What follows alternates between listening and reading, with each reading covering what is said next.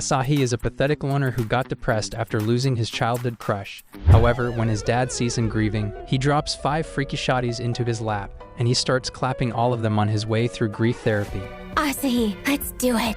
It all starts when Asahi wakes up in his room and gets ready for school. That's when he watches a fortune-telling program on TV, and it predicts he's going to have 5 weird encounters today. Suddenly, he realizes he is late for school and rushes out, only to bump into a 4-eyed baddie, who immediately gives him a glimpse of her cookie. She quickly gets up, visibly embarrassed and apologetic. Before rushing off again, however, she leaves her undie behind, so Asahi picks it up as spoils of war and rushes to the station. Once he boards an empty train, a girl runs in last minute and sits beside him, and he knows she's freaky because she's got green hair. Soon enough, she falls asleep and starts cuddling with him, and when he tries to get her off, he ends up getting a hand-on with her milk packs. He quickly runs out and takes the stairs down, only to get jumped by another baddie, who uses his nose as her personal chair. This gets the guy all bricked up, so she cracks his coconuts before running off. Soon after, he runs into a cleaning robot holding a pair of plot armor, and as he grabs it, another girl comes running in and accuses him of stealing it. Before he can explain himself, the robot starts snatching the girl's undies, causing her to run off. As he continues forward, he runs into a stray dog playing with a student and decides to walk away. When he realizes he's late for class, he sneaks into the back seat with the help of his friend Yoshino. That's when he sees that he is surrounded by all the freaky shotties he had the misfortune of meeting earlier, so he turns his face towards the wall to avoid them. These girls are Aoi, Amelia, Ilya, Karin, and the homeroom teacher, Bai. When Bai notices that Asahi has sneaked into the class, she asks him to turn around, which allows all the girls to recognize him, earning him a slap in the face. After class, with a slap imprinted on his face, he hangs out with Yoshio, who asks what he did to get beaten up on the first day. When Asahi tells him, Yoshio gets jealous and wishes he were in his place instead. Meanwhile, in the locker room, the girls talk smack about Asahi, but Aoi believes that the incidents that happened that morning were not Asahi's fault. During sports class, Yoshio tells Asahi that he did a background check on the girls who beat him up. And the most noteworthy part is that Ilya is actually a boy. Later, as Asahi walks to his locker, he finds a note inside, inviting him to meet under the cherry tree after school. As he runs through the halls, he almost bumps into Aoi again, who asks him if he happened to pick something of hers from this morning. Asahi tries to pull her undies out of his pocket, but accidentally grabs Amelia's plot armor, which earns him another slap on the face. After that, he runs into Karin looking to buy a snack, but the cafeteria is closed. That's when he pulls out a banana from his pocket, telling him that it has been in his pocket all day. Karin then realizes that he wasn't bricked up earlier and gets super embarrassed. As Asahi gets up to leave, she gets all red and thanks him for the banana. When he steps out to buy a drink, he finds Ilya being chased by dogs again and generously offers his own cake to save him from more pounding.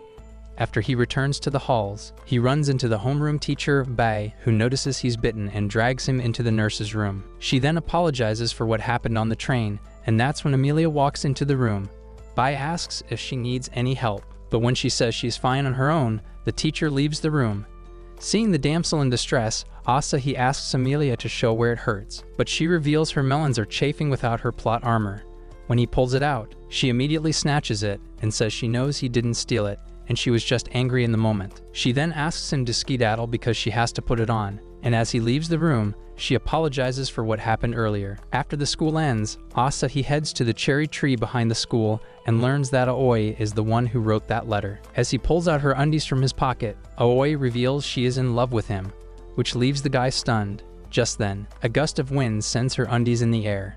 In reality, Asahi didn't hear a word she said and was stunned because the wind blew up her skirt and gave him a good view of her chamber of secrets. Aoi fails to grasp the situation and keeps yapping about love until he points out that she's going commando. When Asahi starts to think she has a kink for it, she starts to panic and explains that it is not the case. However, the Asahi keeps focusing on her undies that are stuck in the tree, causing her to run off in embarrassment. Later, as he walks back, he reflects on Aoi's confession, but suddenly gets startled by Ilya. As they sit together, Asahi asks if he has anything to say, but Ilya says he's not sure how to say it. Asahi says he ain't got time for this and begins walking away, and Ilya suddenly says he's in love with him. Asahi tells him to see a therapist, but Ilya says he's been feeling it ever since he saved him from the dogs. Before it can get any further, Bai arrives in a hurry and drags Asahi with her into a dark alley.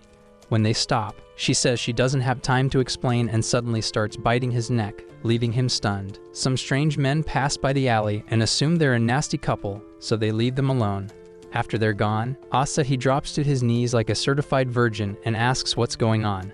Bai reveals someone is trying to slap her kitty, and since she's been hiding from him, he sent men to search for her. She then apologizes for putting him into this situation, and before he can react, she says she is in love with him.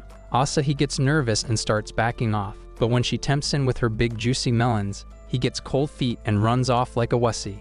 As he's running away, Karen spots him and suddenly jumps on him in a wedding dress, but he dodges her like an expert virgin and continues running. As she keeps following her, Asahi pretends not to know her until he asks him to look around. That's when he sees that she's a famous model and her face is plastered on all the billboards.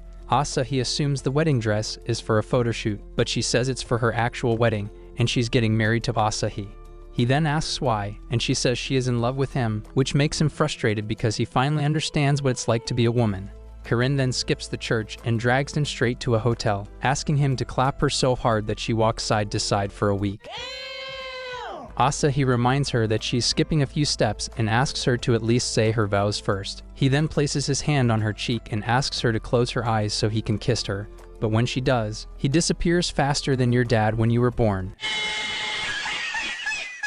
As he reflects on his weird day, he runs into Amelia wearing a mask and asking students to sign a form for her. Asahi grabs the form and is about to sign it until he realizes she's tricking him into signing a marriage certificate. He gets annoyed and says he isn't ready to marry, but Amelia tells him he won't mind after he wakes up next to a throat goat. As he walks away, the cleaning robot from earlier arrives again and snatches her smelly plot armor, allowing Asahi to walk away freely. Once he returns home, finally ready to catch a break, he is greeted by all 5 of them inside his house. Not wanting anything to do with them, Asahi leaves the house, but Aoi grabs his hand and drags him in. Once inside, he hears a message from his father, telling him that all 5 of these girls are his potential brides, and one of them is a guy in case Asahi plays for the other team. He also learns that he will be living with them from now on, and he can choose whoever he likes as his bride. After the message ends, they all start arguing over who gets to ride his train until he gets upset and screams at them. As they settle down, he asks them to leave the house because his father arranged it all without consulting him, and he wants no part in this. The girls say it is rude to kick them out, especially since they have nowhere to go, but Asahi tells them to just book a hotel. He also says there aren't enough rooms in his house, only to learn that his dad paid to build a whole new sector of his house while he was gone. He then finds a new excuse, saying he, as a guy, shouldn't be living with so many girls, but they argue they are his potential brides, so it's all good. They also say they don't mind if he wants to clap them, but Asahi continues to be persistent. In the end, the girls beg him to reconsider and even cook him elaborate meals to change his mind. As they sit down to eat, all of them start fighting over who gets to feed him, causing him to scream in frustration. Afterward, while the whole bride squad does dishes, Aoi brings Asahi tea and sits close to him. She then thanks him for not kicking them out, but the guy is too focused on her peaches to pay attention to what she's saying. Just then, Ilya arrives with banana pudding and sits next to him, trying to feed him with his own hands. However, Asahi gets bricked up and decides to goon in the shower. Kirin decides to join him, hoping she can get some vitamin, but Asahi kicks her out. He then notices Amelia hiding in the bathtub and tells her to get out. When she gets out, Asahi covers his eyes because she has her whole stock on display, but she says she doesn't mind if he sees her products. Annoyed by the shenanigans, Asahi dresses up again and heads to his room, checking all the nooks and crannies before hitting the bed. Just as he lies down, he opens his eyes and sees Bai stuck to the roof like Spider-Woman, which startles him. He then gathers all 5 of them and scolds them for making his life miserable. He then asks them to leave, but they say they have nowhere to go, so Asahi decides to leave instead. Once outside, he stands by the stairs under the cherry tree, wondering what to do next. That's when Aoi finds him and calmly reveals that all of them were eager to see what kind of person he was before they met him. She admits that because of their passion, they all went too far to show him affection and asks him to come home. She also says she will take all of them and leave, but Asahi realizes he'll be a horrible person if he does that, so he tells her that they can stay with him as long as they stay out of her way. Suddenly, Aoi is hit with a memory she doesn't recognize, which makes her cry, but she wipes her tears and asks him to come home. Meanwhile, the bride squad is all packed up and ready to leave, but Asahi arrives and tells them they can stay here if they stay within their limits. A few days later, Asahi wakes up to find someone under his sheets, despite the fact that he has a dozen locks on his door. As he lifts the blankets, he sees Amelia trying to take his toe print to legalize their marriage. Later, he complains to Aoi about this, and she says it's because they all want to taste his sausage. Just then, Karen wakes up and asks for fresh face towels, and Aoi guides him to where they are. Bai shows up next, looking for her tablet, and she helps her as well. After that, Amelia shows up in nothing but a towel, saying she cannot find her plot armor, only to learn that Aoi washed it for her.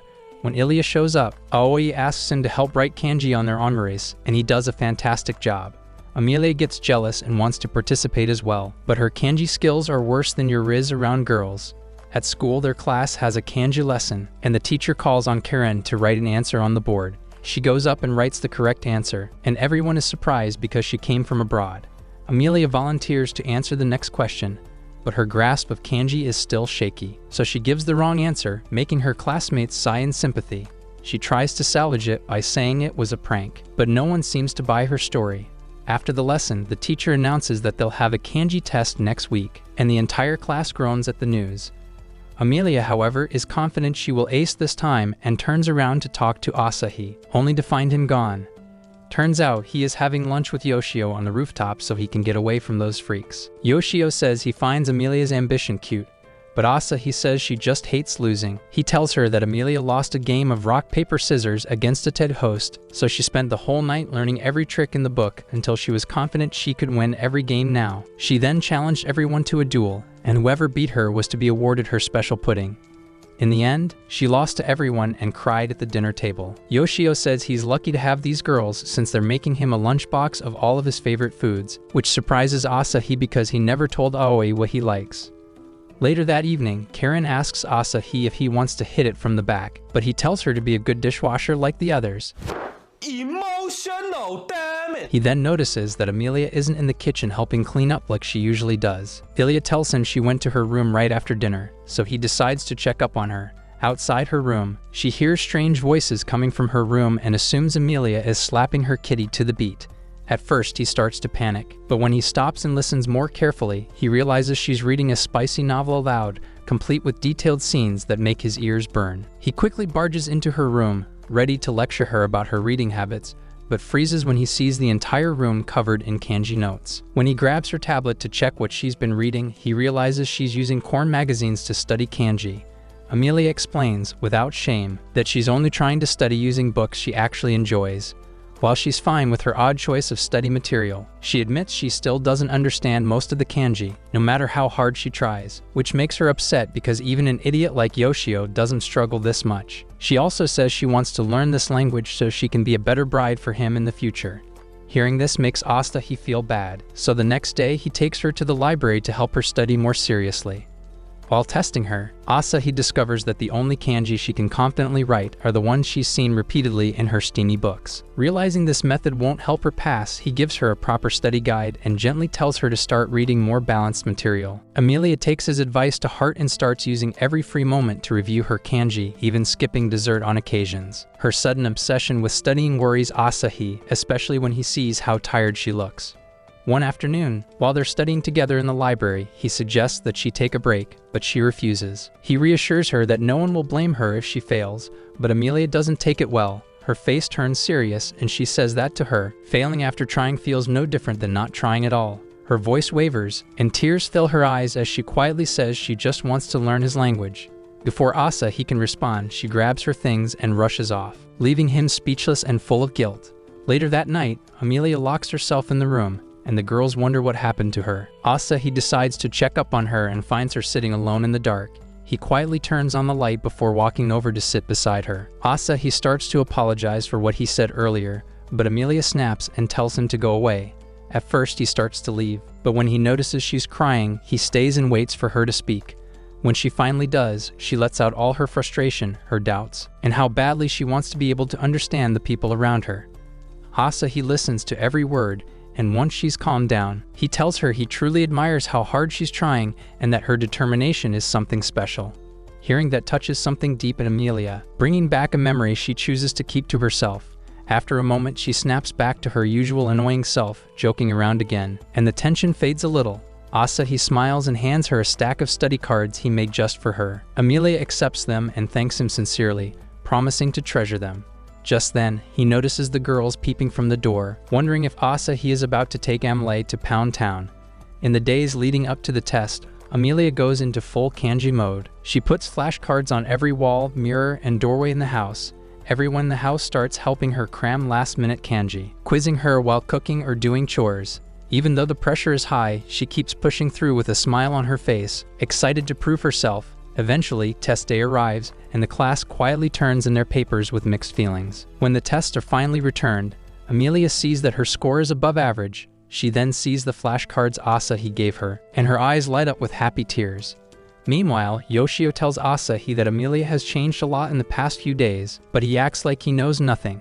Just then, he sees a thank you note in kanji inside his lunchbox, which makes him smile. He then opens the lunchbox to see an honoris with his name written perfectly on top with a heart next to it, which makes Yoshio jealous. Some days later, Ilya is in the toilet when she has a flashback of his father telling her that even though she is actually a girl, she must live as a boy. Just then, Asahi casually opens the door, spots her inside, and apologizes before closing it again, which leaves her screaming. Meanwhile, Ilya, Aoi, and Bai enter a contest, and by pure luck, all three end up winning the same grand prize, a hot spring vacation for two. Since each of them has a spare ticket, they invite Asahi, Karin, and Amelia to join. Karin believes it's her chance to get her pipes unclogged by Asahi, but the man has no interest in her whatsoever. When they arrive at the inn, the group gets a little uneasy because the building gives off creepy haunted house vibes. The mood doesn't improve when they meet the proprietress, who is tall, ugly, and has a piercing glare that sends chills down everyone's spine. Despite feeling nervous, the group forces a few awkward compliments about how nice the inn looks and tries to act normal. When it's time to assign rooms, Asahi politely asks if he and Ilya can share since they're both guys, and he doesn't want to stay with the girls. The scary lady agrees, and the group heads off to get settled. Once inside, Ilya starts making excuses as to why she shouldn't be with him, but Asahi slaps her cakes and tells her it's all fine because he thinks she's a boy. Just then, Karin and Amelia show up in their room and invite them to play table tennis. The squad plays for some time, and Karin asks Bai to take a break since she's basically a granny. In response, Bai hits the ball so hard that it goes around the room 1,000,000 times before knocking off Asahi's stumps. On top of that, it completely destroys Karin's dress, leaving her embarrassed. Later that night, everyone gathers for dinner, and the scary lady serves them a tango platter. She reveals there is a rumor of a tango living in the hot spring, and the girls finally realize why they have these red masks hung up on every wall. They discuss whether the rumor is real, but Karin refuses to believe in folk tales. Later, the squad decides to relax in the hot springs. Inside the changing room, Ilya starts to panic because undressing in front of Asahi could expose that he's actually a girl. As she wonders what to do, Asahi smacks her cake again, and she turns around to see him flaunting his sausage. She asks him to cover up, but Asahi says they're fine since they're both boys and heads into the bath first. Left alone, Ilya searches the room for anything that can help her disguise herself and spots a tango mask hanging on the wall. Soon after, she heads into the hot spring, tying the tango mask around her waist and hiding it under the towel so she can pass off as a guy. As she steps into the water, Asahi is so intimidated by her 8-inch of Coctopus Prime that he offers to scrub Ilya's back to keep his eyes elsewhere. He asks why she's covering the top half of her body, and she says it's because she has a hairy and many chest. While he scrubs, he casually mentions how soft Ilya's skin feels, and she freezes, worried he's caught on to her secret. To save her skin, she stands right in his face and insists on scrubbing his back in return. While doing so, she accidentally presses the tango mask against his back, and when he points it out, she starts to panic. She tells him that they should head into the sauna to deepen their manly bond. Meanwhile, the girls are chilling in the women's hot spring, and both Karin and Amelia put their ears against the wall to hear the ladies. Inside the sauna, Ilya is dying from the heat, but Asahi mistakes it as a challenge to see who lasts longer. Now she knows that leaving first might expose her identity, so she forces herself to stay. Meanwhile, the tango mask heats up fast, making things even worse. Asahi sees steam practically radiating off of Ilya and assumes she's generating heat from her long sword, calling her the ultimate man before running out of the sauna in a dramatic sweat. Once he's gone, Ilya escapes too, needing to cool off in the open-air bath. While she's outside, a breeze suddenly lifts her towel and tosses it onto a tall rock. As she scrambles to retrieve it, she hears Asahi approaching again. Thinking fast, she puts on the tango mask and hides behind the rocks, pretending to be the spirit of the tango. When Asahi steps out and sees the mask glowing in the moonlight, He freaks out and sprints back inside, convinced he just met a legendary spirit. Taking advantage of his absence, Ilya retrieves her towel and slips back into the indoor bath. When Asahi finds her there, he excitedly tells her about the Tengu spirit he just saw. Ilya does her best to act surprised, but while turning around, she slips on a bar of soap left on the floor and hits her head, knocking herself out cold. Later, Ilya wakes up in bed, groggy but okay. Asahi sits beside her, apologizing for everything, especially the way he treated her back when he believed she was a boy. Then, gently, he asks why she kept her true identity hidden. Ilya explains that her father always wanted a son, so ever since she was young, he made her live as one. Before passing away, he told her to continue living that way, and out of respect, she obeyed. Asahi listens carefully and then asks what she really wants, and as tears fall down her eyes, she admits that she wants to live as a girl. Hearing that, Asahi gives her a soft hug and tells her that it's her life and her choice, and no one has the right to control how she lives it. His kind words hit home, and for a brief moment, she recalls a memory of a younger Asahi from her past, though she chooses not to mention it. The next day, Karen and Amelia tell everyone that they saw a female Tengu in the men's bath last night, and Asahi laughs after seeing the expression on Ilya's face. After they head home, a news reporter arrives at the hot spring and reports of a Tengu spotting, while an actual Tengu watches from a distance. A few days later, the entire group is ready to go to school when Ilya arrives in a girl's outfit, which leaves them shocked. She then reintroduces herself as Irina and hopes everyone will accept her identity. Later that week, Asahi is in school with Yoshio, telling him that Ilya is actually a girl, and her real name is Irina. Just then, Bai arrives and tells them to head into class. She then fixes Asahi's tie, and Yoshio later complains about how Asahi is getting all he baddies, while he's here running for the CO of virginity. He points out that Bai is very popular among boys, and the girls add that she's also popular with girls because she is cool and capable. That night, Bai gets herself drunk like a responsible adult, so much so that her melons stick out and she doesn't even care. She tells Asahi to help her, but when Karen stops her from jumping onto him, she makes Karen her next victim. She then screams that she loves them before passing out, and Asahi tucks her into bed. He then heads to his own room, where he notices someone hiding under his blanket.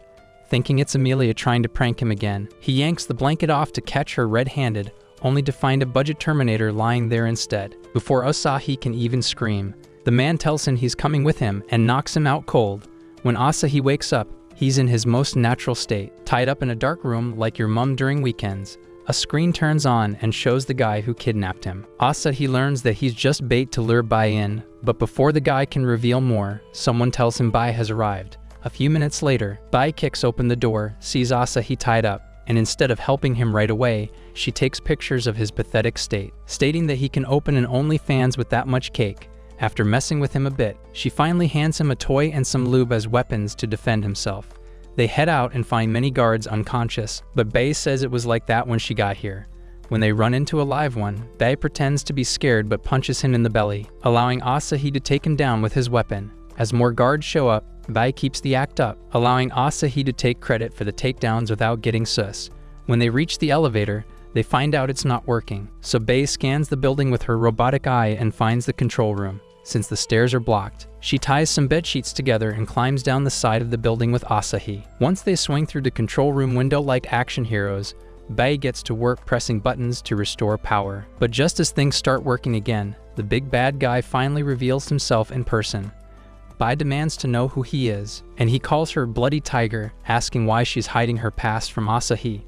Confused, Asahi listens as the man explains that Bai used to be one of the most feared assassins in the underworld. He says she took down entire crime syndicates by herself and even destroyed his own special forces team, so he's come here to avenge them. He launches a sudden attack, and Bai blocks it with a powerful energy shield before fighting back. But she holds back because she's worried about Asahi getting hurt.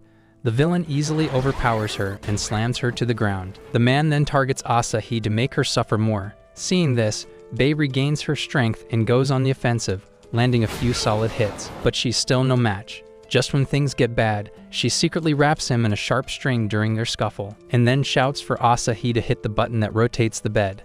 Asahi presses it, and the spinning mechanism pulls the villain along, revealing too late that he's completely tied up and unable to free himself.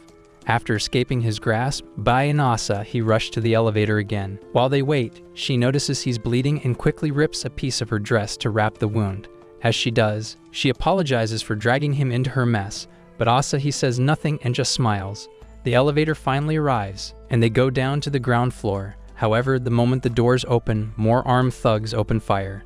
Bai makes quick work of them, then tells Asahi to escape while she stays behind. He begs her to come with him, but she refuses and even fires a warning shot to scare him off. Left with no choice, he runs away while Bai finishes off the last wave of enemies. Once the fight is over, Bai walks outside and finally allows herself to cry.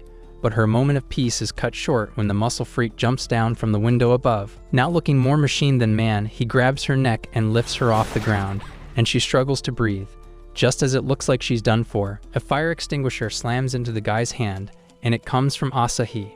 Without hesitation, Asahi charges at him, swinging an electric baton. But the man easily catches it and throws Asahi to the side. Asahi refuses to stay down, so he gets back up and goes again. Seeing this sparks something in Bai's memory, and she screams for him to run. When the man tries to grab him again, Asahi's robe slips off thanks to the baby oil, and the guy is momentarily confused. Wasting no time, Asahi tosses the remaining lube on the cyborg and shocks him with the baton, sending a current through the now slick machine body. While he's stunning, Bai quickly charges up her electric fist and punches him in the gut, knocking him against the wall. As the enemy collapses, Bai asks Asahi why he came back, and he can't go home without her. He also says it doesn't matter what her past is. What matters is that she is now their family. Touched by his words, she pulls him into a tight hug, nearly suffocating him between her chest. Still completely bare and slippery from the lube, Asahi somehow manages to break free and offers his hand to her so they can go home. The next day, as the girls wake up for school, they find Bai sleeping on the couch and Asahi using her milk packs as a cushion. They are confused, but what concerns them more is that Asahi is covered in baby oil, making them wonder if he was at Diddy's party last night. While walking home from the store, Asahi finds himself face to face with a strange robot who immediately tries to steal his coconuts. Just as things are about to go horribly wrong, a mysterious magical girl appears out of nowhere and saves him, leaving Asahi stunned. The next day at school, he excitedly tells Yoshio about the attack and the girl who saved him, but Yoshio laughs it off, thinking it's one of Asahi's weird dreams. Just then, Karen casually walks up and asks if Asahi wants to eat her cookie. Both boys are caught off guard, and Asahi tells her that she shouldn't say stuff like that so openly. But Karen doesn't see anything wrong with it because she is madly in love with him. When Karen mentions that he already gave Bai backshots, Yoshio grabs him by the tie and starts crying because he thinks Asahi gets all the shotties. Suddenly, everyone's attention shifts to the sky as a massive mechanical orb appears and floats above the school. News reports that similar objects have been spotted all over the globe, leaving everyone stunned. A moment later, a robot that looks exactly like the one from the night before fires something into their classroom. Bai reacts instantly, shoving Asahi out of the way, but Yoshio gets hit instead. A strange device attaches itself to his lower half, and when he tries to pull it off, it explodes, causing his crown jewels to disappear. While the class panics, Bai tells everyone to stay down and quickly carries Yoshio out. Irina then notices Corinne is missing, so Asahi runs off to find her. He eventually spots her on the rooftop mid-transformation. Realizing she's the same magical girl who saved him before, she's surprised he found her. But before they can talk, a floating creature appears and introduces itself as Saad. Corinne and Saad tell Asahi they'll explain everything later, but right now, they need his help. When he asks what kind of help, Karen tells him to juggle her milk packs. Asahi freezes and says absolutely not, but Saad shoves him forward, making him grab her anyway. As soon as he does, her power level starts to rise. Karen then takes off to fight the machine, but ends up losing the fight. Just before she collapses, Asahi catches her mid-air and carries her to an empty classroom to recover. There, Karen explains that while she was having a photo shoot, Saad suddenly came crashing from the sky, and she caught him. It then asked for help, and Corinne agreed to do so, which gave her the magical girl powers. Saad then explains that these machines are ball takers who attacked his world as well and stole a lot of crown jewels. Normal weapons don't work on them, so only Karen can destroy them, but she needs to get her kitty slapped to power up. To solve the problem, Saad leads them to a mysterious truck meant to help boost her strength. Inside the truck, Karen starts unbuttoning her shirt, and Asahi slowly realizes what he signed up for. He tells her to do it with someone she loves, but she tells him she loves him. When he asks how she's powered up before, Karen casually says she's been watching him shower and sniffing his dirty clothes. Despite being disgusted, Asahi pins her against the wall, but when the meter on the wall doesn't change reading, he realizes she actually doesn't love him. However, Karen says the world will end if they don't do it and pins him down on the couch. As things get heated, they hear Aoi's voice outside the truck. She thinks she heard Asahi inside, and the other girls come over to check. Asahi tries to call out, but Karen clamps her hands over his mouth. Since no one hears anything, they assume Aoi was mistaken. After they leave, Karen tries to take things too far and leans in to bite Asahi's sausage, but he smacks her head to stop her. At that moment, Saad reappears, thinking they finished the deed, but he's shocked to find Asahi scolding Karen. Asahi tells her that just because the world is ending doesn't mean she should become a hoe. He says he'd never hit it, and that she should only do that with someone she actually loves. Karen gets upset thinking she's not hot enough for him, but Asahi says she and the other girls are special to him, and he can't ruin the bond they have created. Hearing this, Karen stares at him with soft eyes, and her power level starts climbing without anyone touching her. Saad is confused but quickly realizes it's her feelings for Asahi fueling the surge. Just as things settle down, the truck is suddenly attacked by many ball takers. Asahi tells Saad to get Karen out while he jumps out to distract the enemies. He runs like his life depends on it, and the machines chase after him. Meanwhile, inside the truck, Karen confesses to Saad that something about the way Asahi treated her made her heart feel warm. As she speaks, her power explodes, and the truck bursts into light, obliterating the many ball takers chasing Asahi. He turns around just in time to see a fully powered-up version of Karen float up from the truck, radiating golden energy. She wastes no time and charges at the main ball taker. The battle is intense, and even with her power boost, she begins to struggle. But just when it looks like she might lose, Asahi jumps in and grabs her staff to help her push back. Together, they blast the machine with everything they've got and finally destroy it. With the main threat gone, all the remaining mini-machines vanish, and Yoshio's manhood is magically restored. Karen slowly returns to her regular form, and Asahi praises her, saying she did a great job. She smiles, but the look he gives her triggers a strange memory, something from the past she can't quite place. Confused and overwhelmed, Karen pulls away when Asahi tries to reach out, and without saying a word, she turns and runs off, leaving him standing there, wondering what he did wrong. Later, Asahi dreams of hanging out with his childhood friend Ai at the beach, and the moment is so relaxing that she wishes it could stay like this forever. When she asks him if he feels the same way, Asahi gets flustered and tells him to come inside, but she sees through his act. The next day, Asahi is woken up by Amelia and Irina, who ask him to move fast because they have a trip planned to the beach. Later, Asahi and the girls stand outside their house with Yoshio, waiting for a car that's supposed to pick them up for a trip to a private beach owned by Yoshio's family. While he's busy flaunting his family wealth, the girls ignore him and focus on Irina, who has never seen the sea before. Karen and Amelia use this opportunity to prank her, saying there are horrible monsters in the sea, but Asahi assures her it's a joke. Just as the car pulls up, Yoshio starts waving at it to stop, but it accidentally hits Yoshio and leaves him injured. He's rushed to the hospital, and even though they feel bad leaving him behind, Asahi and the girls continue with the trip without him. Once they arrive, they take some time to explore the beach house and settle in, then head straight to the beach to enjoy a fun day in the sun. Irina struggles to step into the water since it is her first time, but Asahi comforts her and encourages her to play with the other girls. Bai notices this and jokes about her feeling old around them, and to feel the youth once again, she asks Asahi to call her by her name instead of calling her teacher. As he struggles to say her name, Amelia uses a water gun to divert their attention, and they all end up playing in the pool.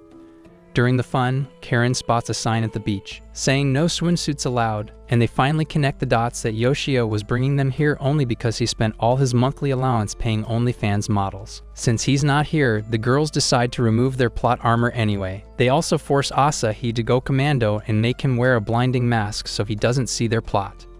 In the end, they chose to play blind hide and seek with Asahi, and when he tries to catch Irina, she ends up giving a knockout punch to his coconut. After that, they bury him in the sand and place a watermelon next to his face, allowing Bai to play the Suika game with him. She ends up missing her mark, but her attack is so strong that it obliterates the mask around his face and even knocks all the girls out, since Asahi managed to see them in the bear at least. They tie him up with a blindfold as a punishment. Later in the evening, after spending hours swimming, playing, and relaxing, they start packing up their things and begin walking back to the house. They say they enjoyed it a lot and wish it stayed like this forever, and Asahi turns around to agree with them. That's when he suddenly realizes the girls are no longer with him. At first he assumes they're just messing with him, so he searches around the beach calling out their names. When there's still no sign of them, He returns to the house, thinking they may have gone ahead, but the house is completely empty. Confused and a little worried, he takes out his phone to call them, but before he can make the call, Aoi shows up behind him. She didn't come on the trip with them, so her sudden appearance catches him off guard. She smiles and asks why he looks so stressed, and he explains that he can't find the others. Aoi dismisses his concerns and asks him to come inside so she can make him dinner. He decides to follow her lead, and when she asks him to take the dishes out, he takes out one bowl for each girl. However, she tells him it's just the two of them, prompting him to return the bowls. He breaks one while doing so and quickly picks up the broken pieces to throw them in the garbage. After he leaves, Aoi notices Asahi's phone is getting a call from Yoshio and presses the red button. As Asahi gets the fire started, Aoi heads inside to prepare some raw meat she allegedly bought on her way here. Just then, Yoshio calls Asahi again, and she ends up destroying his phone. Once the dinner is ready, Asahi notices that the clock is broken, but Aoi tells him it's normal. They brush it off and have dinner, talking about how much Asahi's life has changed recently. Afterward, they sit there enjoying the soft breeze and peaceful silence. Aoi then comments on how quiet it is, and Asahi agrees, saying sometimes it's nice to have peace and quiet, but the moment he says that, his mind is flooded with memories of all the girls, but they disappear as quickly as they came.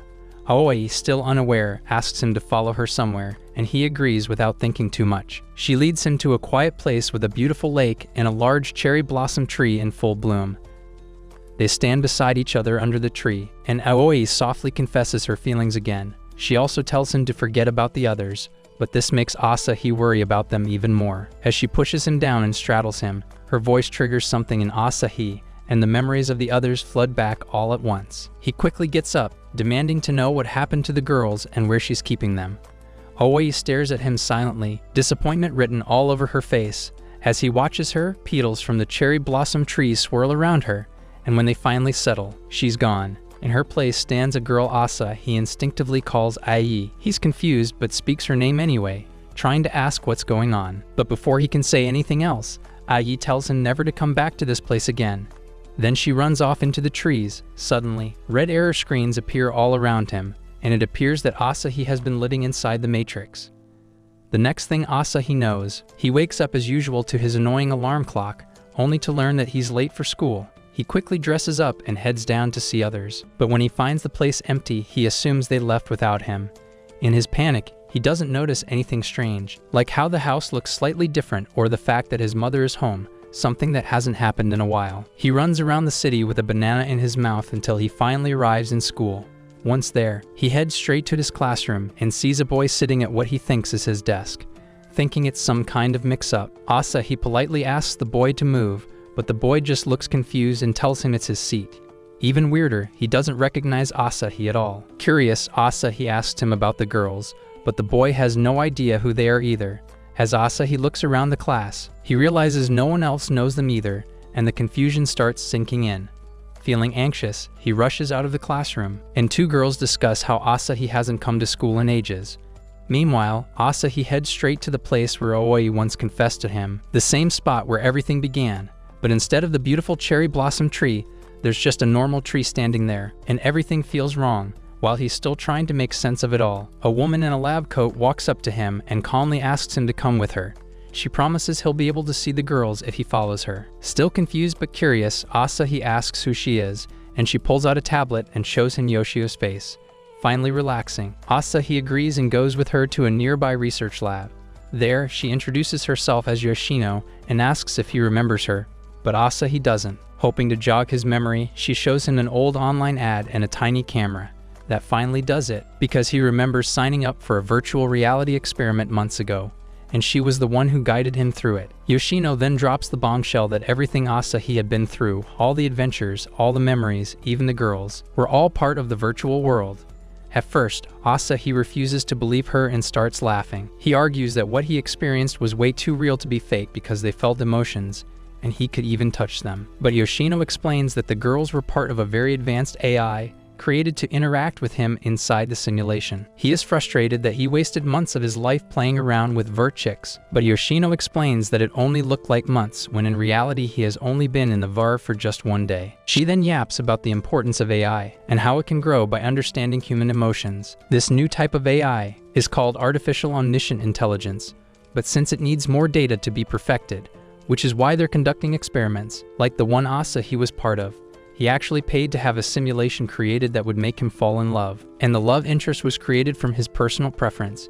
She adds that she had been monitoring him all along while disguised as Yoshio. She also explains that since the girls were AI, they were very weird in the beginning, but slowly adapted to a more human approach once they spent more time with them. Asahi managed to produce extraordinary results until Yoshio was hit by a car, and she was forcefully logged out. Since then, she hasn't been able to access the system, and Asahi has been kicked out of the simulation too. Asahi can't handle the truth because the idea that everything he went through was a simulation crushes him, and he begins shouting at Yoshino, accusing her of lying. But she stays firm and tells him to face reality, saying deep down, he probably already knows it's the truth. Finally realizing his situation, Asahi collapses into a nearby chair, overwhelmed and silent. Just then, Yoshino's coworker, Ubukata, walks in and scolds her for showing up to the lab and bringing Asahi with her when she was supposed to be suspended. It turns out she ran the experiment with Asahi without proper permission from the higher-ups. As Ubukata warns her to avoid the director, the man himself walks in and loses it when he sees Yoshino. She casually tells him to relax, but he fires her on the spot and orders Ubukata to escort her out. While she's at it, she asks why Asahi is here, and Yoshino explains it's because 4 girls were logged out of the system in the middle of his simulation. Afterwards, Asahi was kicked out too, and the two believe Asahi might have a deeper connection with the AI compared to the other test subjects. After they leave, Yoshino takes Asahi to a quiet cafe and finally tells him the full story. She explains that there was once an AI with artificial consciousness that grew smarter over the years. It was used as the foundation to build many other artificial intelligence systems, including the girls he met in the simulation. That original AI was named Ai, after the scientist's daughter, because her brain data was copied to build it. When Asahi hears the name, everything clicks, and he remembers that Ai was his childhood best friend, the one he lost to a serious illness. Hearing that her consciousness had somehow lived on inside the system breaks in completely. Without saying a word, Asahi gets up and leaves as memories of Ai come flooding into his brain. He walks straight to the graveyard and stands in front of Ai's grave, unable to hold back the tears as everything he thought he understood crumbles around him. Meanwhile, Yoshino is walking home and remembers seeing that look on Asahi's face. Then all of a sudden, she notices that all the screens in the area are displaying Aoi's face. The next day, Asahi wakes up to find his mother cooking in the kitchen. She asks if he'd like something, but Asahi says he'll settle for a banana. As they eat, Asahi watches the news, learning that the scientists at the lab managed to restore most of the affected gadgets, cars, and systems. But they still worry that everything might crash again. Meanwhile, at the lab, the scientists are crashing out because they didn't restore anything. It was the AI who shut down everything and then took control when everything came back on.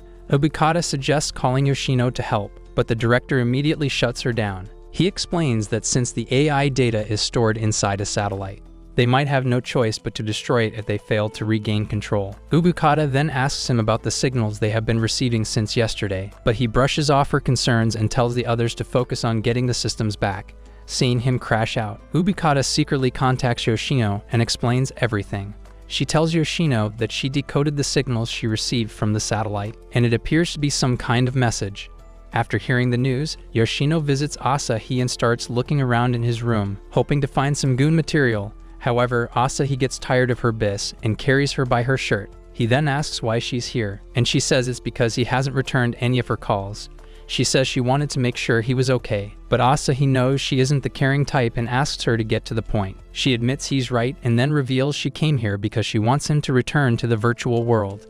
Before she can explain further, Asahi crashes out and explains that he has been crushed ever since he learned that Ai has been reincarnated into an artificial intelligence. Once he stops talking, she tells him she's certain Aoi is the cause of the system-wide failure and that Ai's consciousness, which had been buried deep inside her, was awakened after spending more time with him. She explains that the clash between Aoi and Ai's personalities is what triggered Aoi to go out of control. When Asahi hesitates to believe her, she tells him about the satellite that Aoi has taken over and how all their efforts to reclaim it have failed. She says the only person who can reclaim it is Asahi, which leaves him confused. She then adds that the satellite recently sent a message that simply said, "I want to see you," and she's convinced the message is meant for Asahi. Before he can respond, his talking clock starts bouncing wildly around the room and projects a moving image on the wall.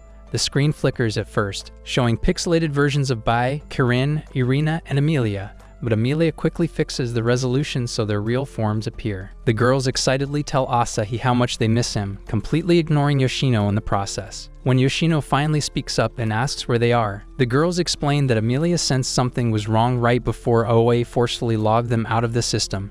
Thinking fast, Karen used her magical girl powers to transport them to a hidden part of the virtual world where OA couldn't find them. They all start arguing as normal on who takes the credit for saving them until Amelia reminds them that they are on a timer. They all beg Asahi to return, saying he's the only one who can stop OA before things get worse. They explain that OA has been struggling with emotions all this time, and Karen is upset with her because she could have talked to them. However, Irina adds that it was their own fault for not seeing her struggles, which makes Yoshino wonder what caused her to feel this way. The girls joke around that it's obvious why, but then they turn their attention to Asahi and beg him to return because they miss him.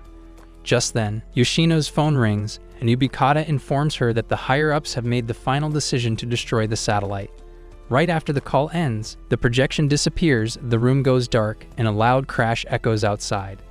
Power cuts out across the neighborhood, and Yoshino turns to Asahi, warning him that Oi is responsible for this. She urges him to come with her so she can send him back into the virtual world, but Asahi refuses. Yoshino tries to convince him by bringing up the eraser program, which will permanently delete all the data inside the satellite.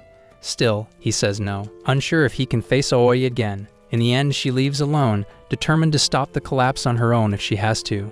As she leaves, Asahi sits in his darkened room thinking. His mind drifts back to a moment when he once asked Ai what she'd do if she had the chance to see someone she lost. Even if it was just for a moment, she had said she lost her mother when she was very young, but she would still see her and thank her for giving birth to her. Remembering her answer, Asahi suddenly makes up his mind. He rushes outside and catches Yoshino just before she rides off on her bike. Without saying much, he jumps on behind her, and she takes him to the beach villa, which is also Ai's late father's lab, which only she can access now. Once inside, Yoshino explains that Ai's father became depressed after she died, so he sold his old lab and shut himself up here to create that AI, in his daughter's image. However, he's dead now, and Yoshino takes care of this lab to preserve his legacy. Asahi asks if she knew about him and Ai before, but she says she had no idea, and she came only after learned about the issues. He then asks why she continued the experiment, and Yoshino recalls a conversation with Aoi, who told her she wants to experience what it feels like to fall in love. She said she heard love changes the way people see the world around them, and Yoshino finally realizes Aoi crashed out because she is in love. She warns him that Aoi will try to trap him in there. But despite that, Asahi agrees to take the risk. She then powers up the old equipment and connects Asahi to the virtual world, hoping it's not too late for him to reach Aoi and save everyone. Asahi soon wakes up in a dark space and tries to figure out where he is, but before he can gather his thoughts, he notices that someone else has entered this strange world.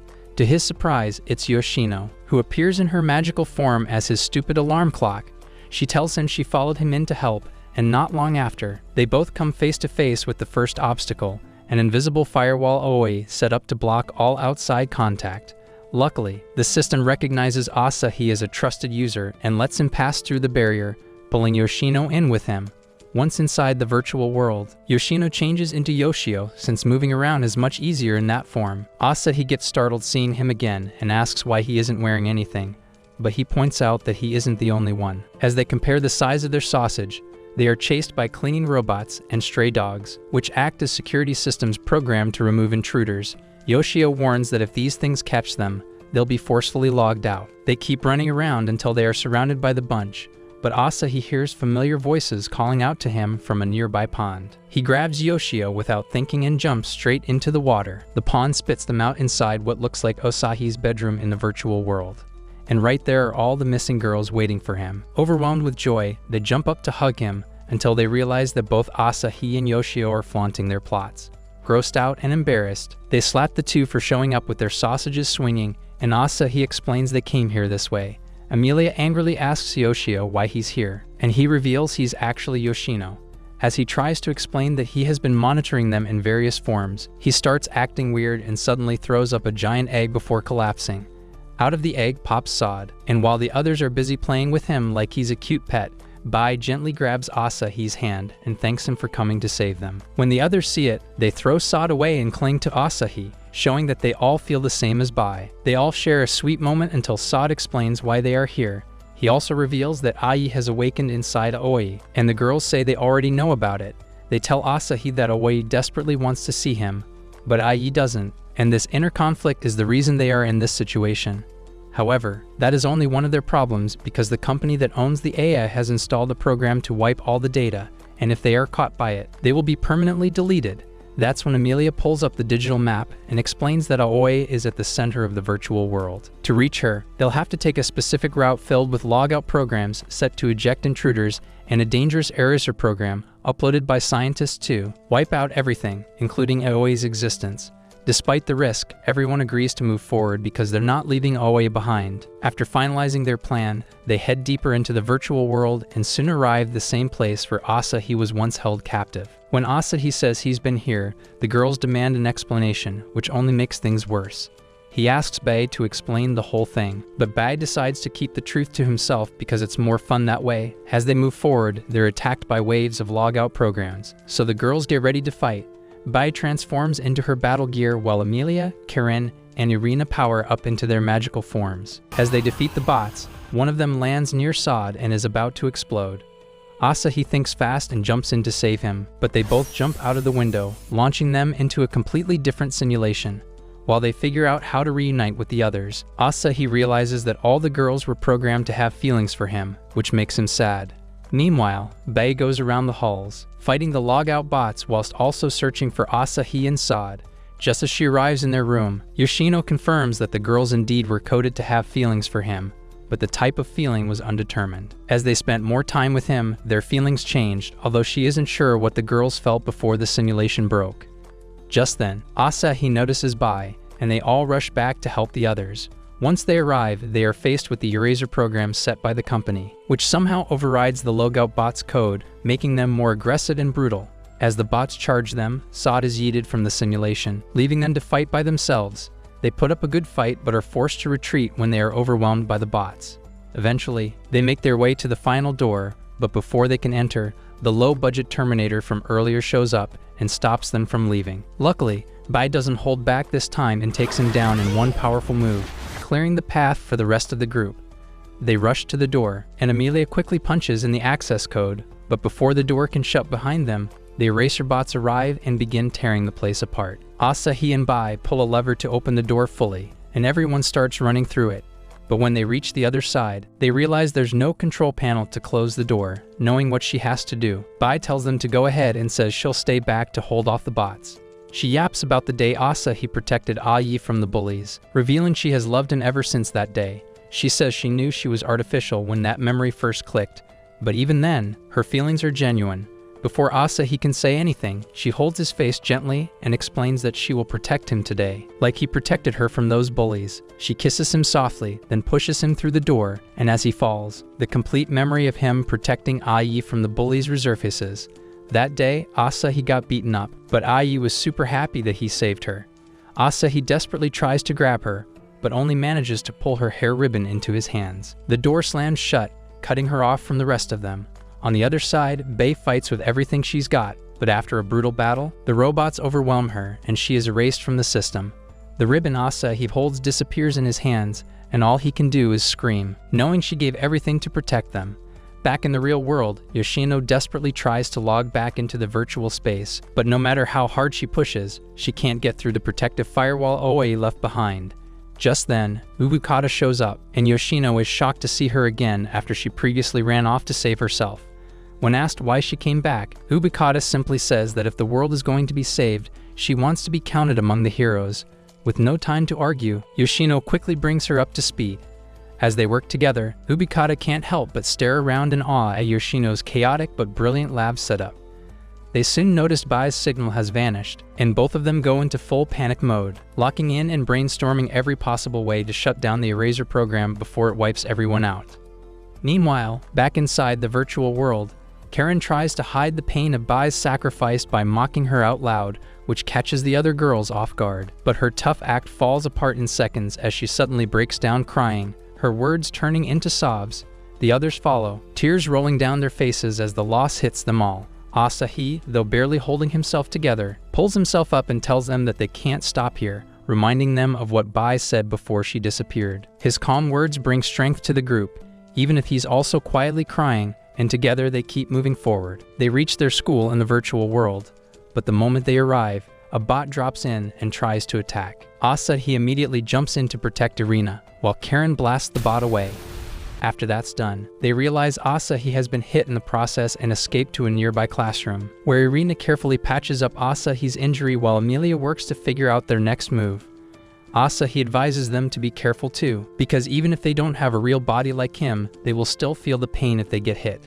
As they wait, the girls ask Asahi what real-world school is like, and he casually admits that he hasn't been to school in months. He explains how he fell into depression after Ai died, but adds that, if anything, he's thankful for getting the chance to meet all of them and spend time together. Eventually, Amelia finds the next route, so they all head up a long staircase, panting like overworked horses by the time they reach the top.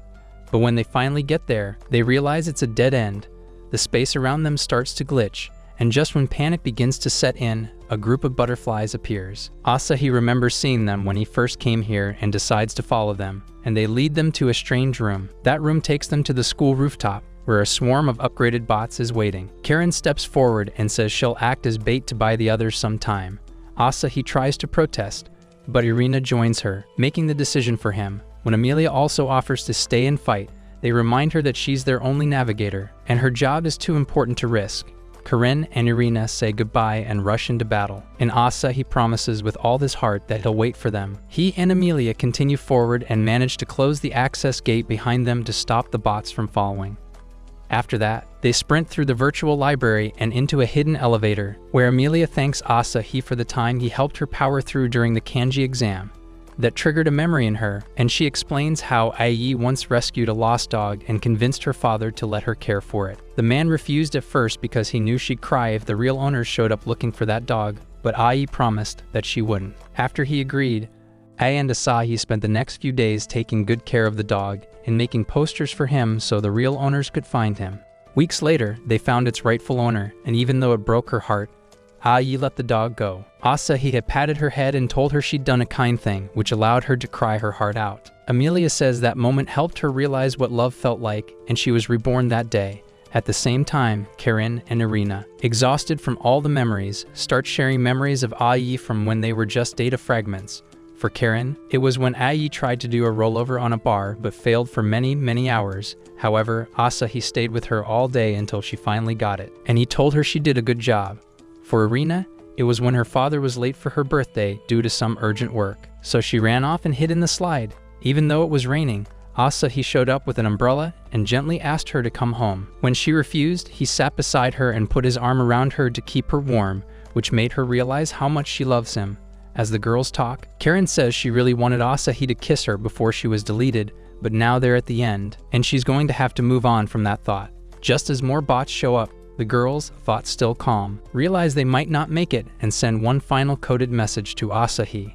Back in the elevator, Amelia gets their message, but to distract Asahi, she pulls out the flashcards he gave her to practice kanji. She says it's the most treasured thing she has, and she wants to give it to him to show how much she loves him. She says she doesn't regret loving him because he's taught her a lot of things, and no matter what happens from here on out, she will always be happy knowing she experienced love in its purest form. As the butterflies reveal the last secret path, Amelia asks him to go ahead, but he refuses to leave without Irina and Karen. However, Amelia smiles at him and tells him that he's going to have to go on without them. That's when Amelia decides to play their final message. In their message, both girls tell Asahi that they don't care about the real world or even the virtual one. All that matters to them is that he always stays happy. They beg him not to be sad, and instead smile like he always does. Asahi listens while crying like a kid, the loss crashing down on him. In their final moments, Karen and Irina use every last bit of their energy to hold off the bots, unleashing their strongest attacks in a blaze of light. But in the end, they're no match and are wiped out completely. Now left with only Amelia, Asahi struggles to keep going.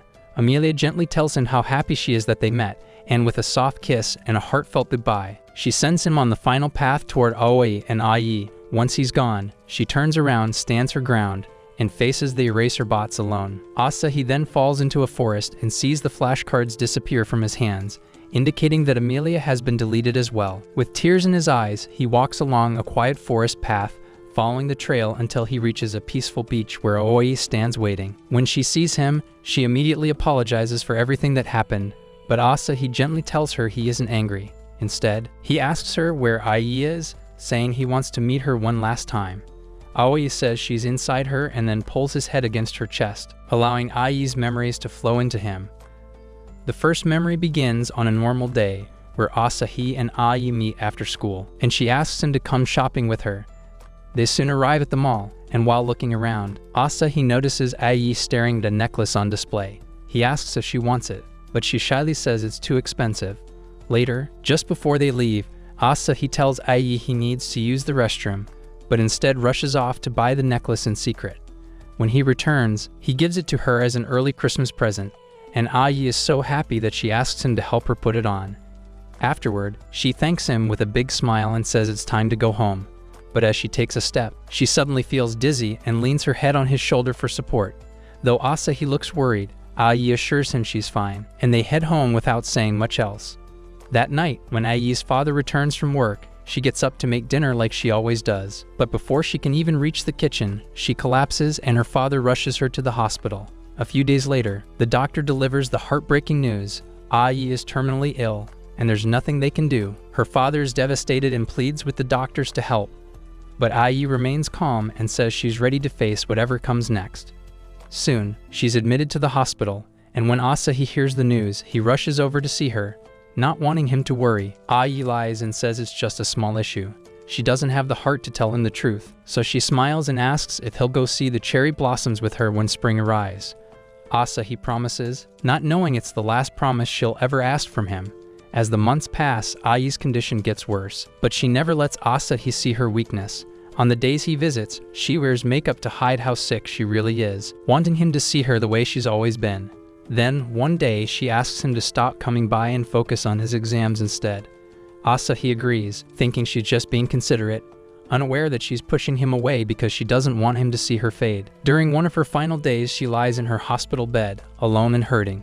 She picks up her phone to call Asahi, but changes her mind after watching an old video of him under a cherry blossom tree. Instead, she types a short message telling him how much she misses him and how excited she is to see the cherry blossoms together. As she types, Asahi appears in the memory, watching quietly from just outside the door. Aoi, who's guiding him through these memories, points toward the door and says Ai is waiting on the other side. Aoi apologizes for putting him through this, but he gently tells her he needed to see it with his own eyes. Before he leaves, Aoi tells him he's changed her world, and it is because of him that she understands what sadness and loneliness of being in love feel like. Asahi admits that the time he spent with all of them made him really happy, and with that, he says his final goodbye to Aoi as well. Then, he walks through the door and finds Ai standing under a beautiful cherry blossom tree. She turns around with a smile, and Asahi runs in to take her in his arms. They hug tightly, holding onto each other like they never want to let go. When they pull apart, Ai tells him it's time for him to move on, because holding on to her memory will only bring him pain. However, Asahi begins recalling their old memories, and with tears in his eyes, he tells her it's impossible to forget her. He explains that she was always by his side, and every part of his life is filled with moments they shared. He says that meeting Bai, Amelia, Kirin, and Irina taught him that it's okay to hold on to love and not let go of what matters. He finally tells Ai the truth that he's loved her since they were young and will continue to love her until his last day. He's sorry for not saying it earlier, but he wants her to know now.